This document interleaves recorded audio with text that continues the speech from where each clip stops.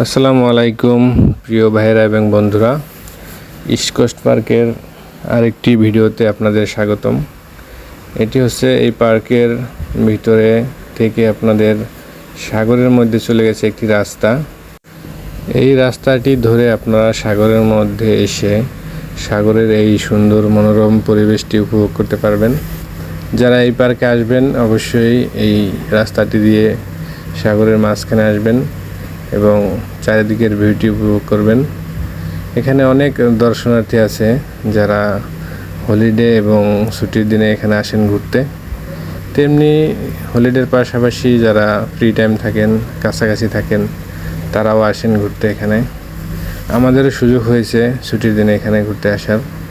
এবং এখানে সিঙ্গাপুরিয়ানরা এবং যারা ফ্রি থাকেন তারা ফিশিং করতে পারেন। যারা আপনার ফিশিংয়ের খুব শখ, মাছ ধরার যাদের খুব ইচ্ছা, তারা এখানে আসতে পারেন। এখানে দেখতে পাচ্ছেন আমার বাম পাশে অনেক সিঙ্গাপুরিয়ান এবং আমাদের দেশি ভাইয়েরা এখানে মাছ ধরতেছে।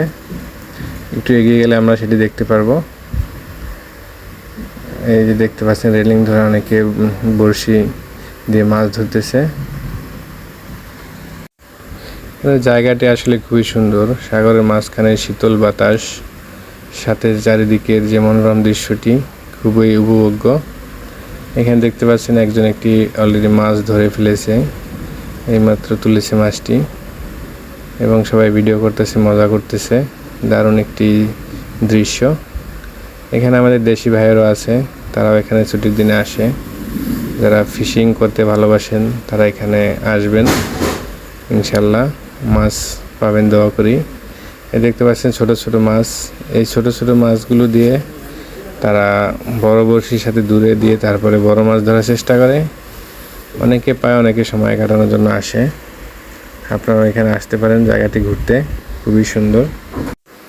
আর পরন্তু বিকালে এই জায়গাটিতে ঘোরার যে অসাধারণ যে মুহূর্তটি, সেটি আমার দেখার সৌভাগ্য হয়েছিল।